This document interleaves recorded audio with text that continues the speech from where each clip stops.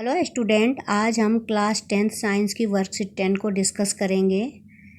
आज हम इसमें अम्लों की धातु के साथ क्या अभिक्रिया होती है इसके बारे में पढ़ेंगे। तो आइए शुरू करते हैं। सभी अम्लों के रासायनिक गुण समान होते हैं और सभी अम्ल धातु के साथ अभिक्रिया कर हाइड्रोजन गैस उत्पन्न करते हैं। अतः हम कह सकते हैं कि सभी अम्लों में हाइड्रोजन होता है।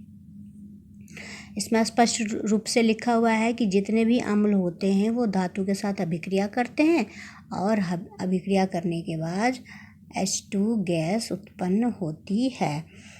इसलिए H2 गैस जो है वो सभी अम्लों में कॉमन है, सब में पाई जाती है।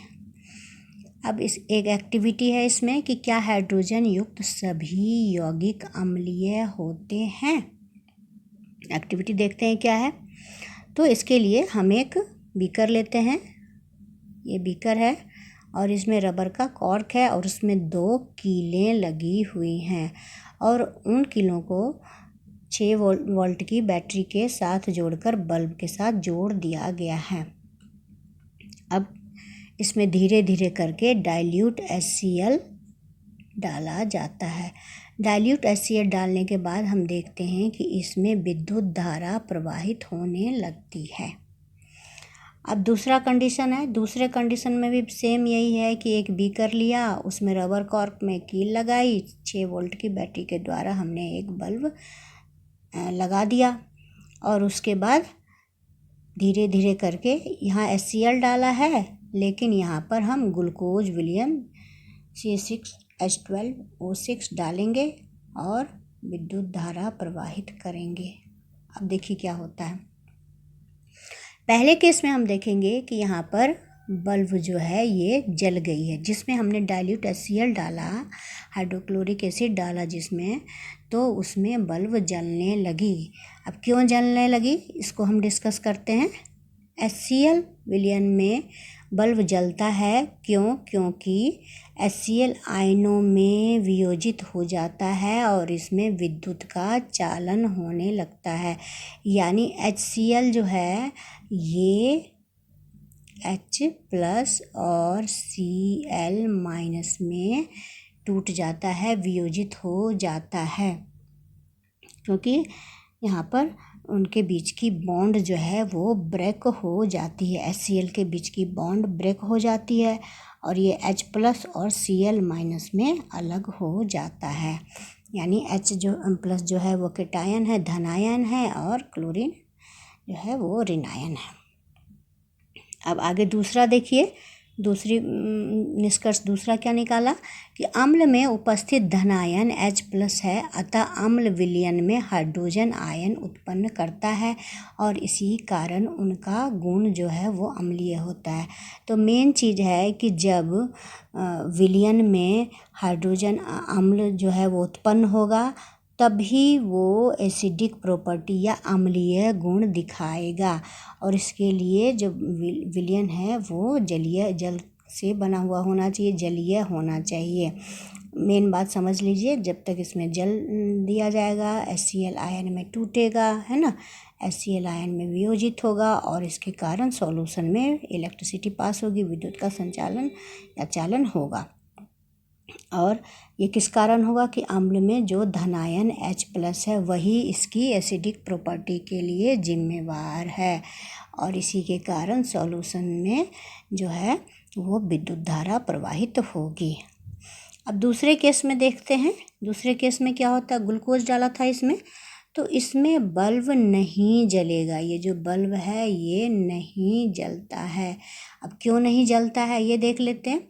ग्लूकोज विलयन आयनों में वियोजित नहीं होता है। जो ग्लूकोज है वो आयनों में नहीं टूटता है, अतः ग्लूकोज विलयन में विद्युत का चालन नहीं होता, इसलिए इलेक्ट्रिसिटी या करंट जो है वो पास नहीं होता है।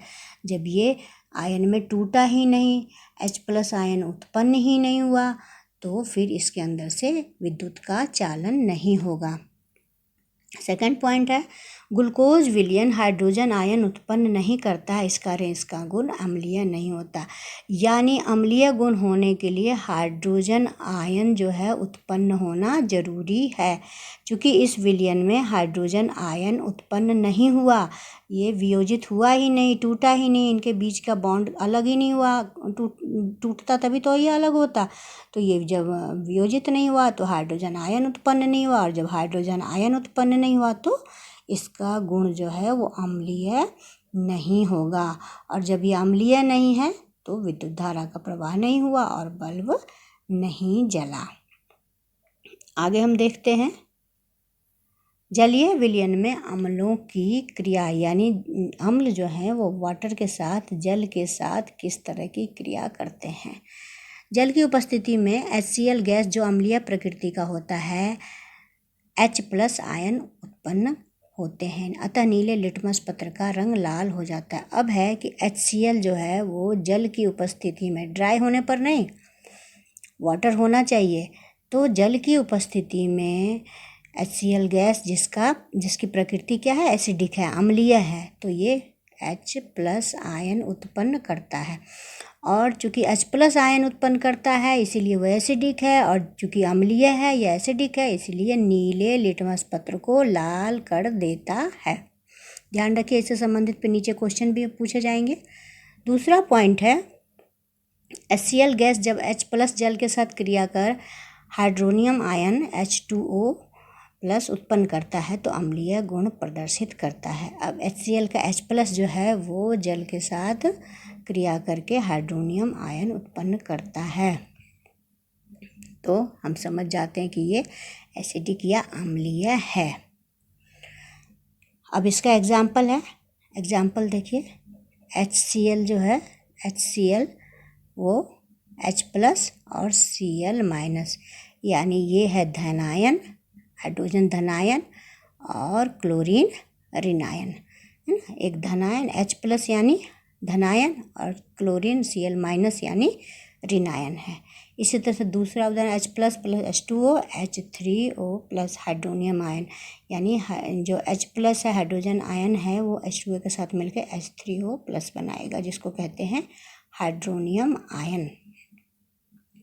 अब हम क्षारक की अभिक्रिया देख लेते हैं, जल के साथ क्या होती है। क्षारक जल में घोलने पर OH- यानी हाइड्रोक्सिल आयन उत्पन्न करते हैं। ठीक है, क्षारक भी आयनिक होते हैं, लेकिन जैसे इसमें H+ देता है एसिड में, वैसे ये OH- देते हैं, है ना।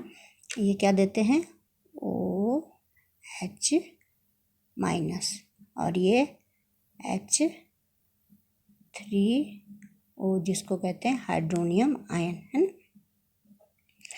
तो इस तरीके से पहला हम इसका एग्जाम्पल पहले देख लेते हैं। NaOH + H2O, Na+OH-, जो सोडियम हाइड्रोक्साइड है उसको जल से अभिक्रिया कराने पर Na+ यानी कैटायन हो गया, धनायन हो गया, और OH- यानी OH जो है वो ऋणायन हो गया।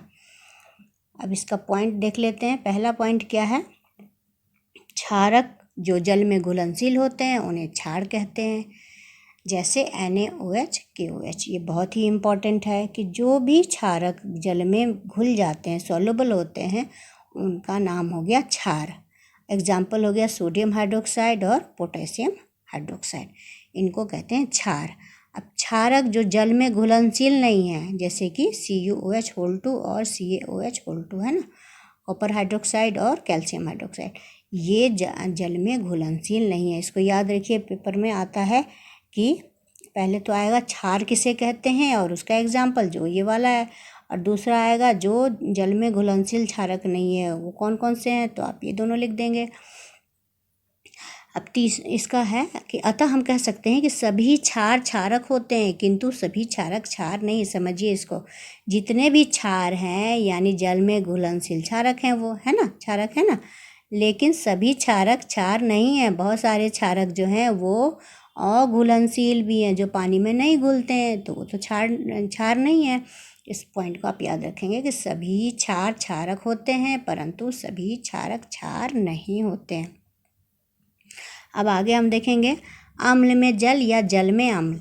जल में अम्ल या क्षारक के घुलने की प्रक्रिया ऊष्माक्षेपी होती है, यानी कि ऊष्मा मुक्त होती है। पहले पढ़ा है ना ऊष्माक्षेपी, ऊष्मा मुक्त होती है, ऊष्मा निकलती है। अतः अम्ल को सदैव धीरे धीरे और हिलाते हुए जल में मिलाना चाहिए। इसलिए जब हम अम्ल मिलाते हैं तो धीरे धीरे डालना चाहिए, एकदम से नहीं डालना चाहिए, और हिलाते हुए मिलाना चाहिए। सांद्र अम्ल में जल मिलाने पर ऊष्मा के कारण आस्फलित होकर बाहर आ सकता है। अब जैसे कि डाइल्यूट एसिड है, उसमें जल मिलाइएगा तो बहुत तेज़ से ऊष्मा निकलती है, तो इससे क्या हो सकता है कि बर्निंग भी हो सकती है, या कहीं से वो थोड़ा छलक जाए तो वो हमारे ऊपर भी पड़ सकता है ना, तो बहुत ही नुकसान हो सकता है। इसीलिए ये काम बहुत ही सावधानी से करना चाहिए। अब आइए प्रश्न उत्तर देख लेते हैं। पहला प्रश्न है अल्कोहल, थोड़ा पास कर लेते हैं इसको। अल्कोहल C2H5OH विलयन अम्लीय गुण प्रदर्शित नहीं करता है, क्यों? है ना, ये पहला क्वेश्चन है हमारा। तो इसका हम उत्तर लिखेंगे कि अल्कोहल जो है वो आयन में वियोजित नहीं होता है, और इस कारण अल्कोहल जो है वो अम्लीय गुण प्रदर्शित नहीं करता है।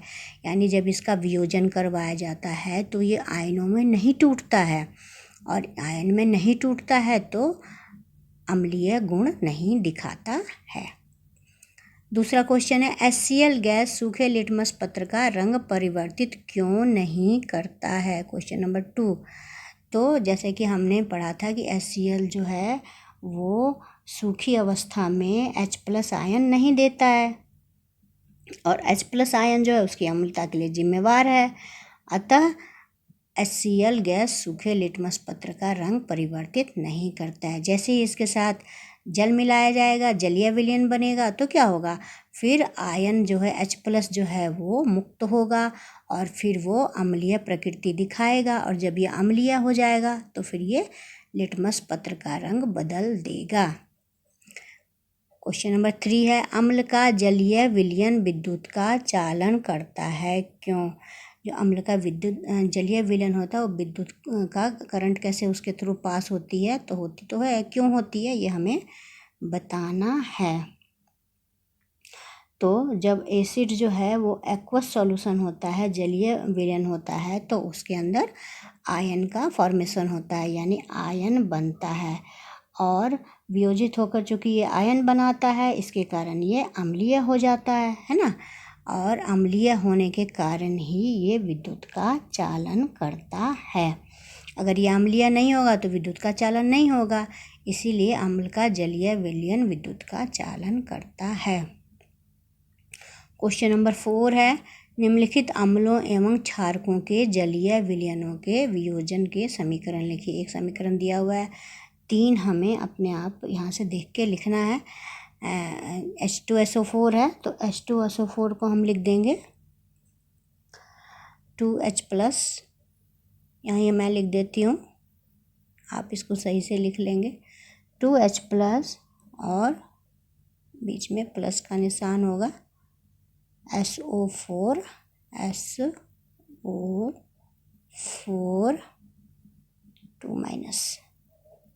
है ना, 2H+ प्लस SO4 2- ये हो गया। अब दूसरा देखते हैं, मैग्नीशियम हाइड्रोक्साइड है, तो इसका लिखेंगे हम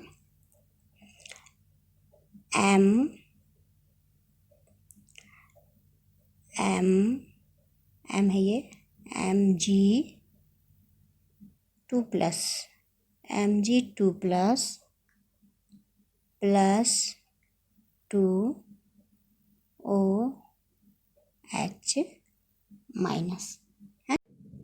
अब C देख लेते हैं, हाइड्रोआयोडिक एसिड है, बहुत ही स्ट्रॉन्ग एसिड होता है, तो इसको हम लिखेंगे H+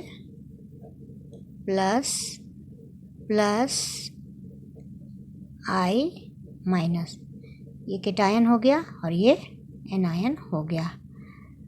अब इसके बाद जो लास्ट क्वेश्चन है वो रिपीट क्वेश्चन है, क्वेश्चन नंबर 3, इसको इग्नोर कीजिए और इस तरह से अब आपका ये शीट जो है वो फिनिश हो गया है। मुझे आशा है आपको समझ में आई होगी ये शीट, और अगर आपको समझ में आई, आपको अच्छा लगा, तो अपने फ्रेंड के साथ इसे शेयर कीजिए, मेरे चैनल को सब्सक्राइब कीजिए। Thank you.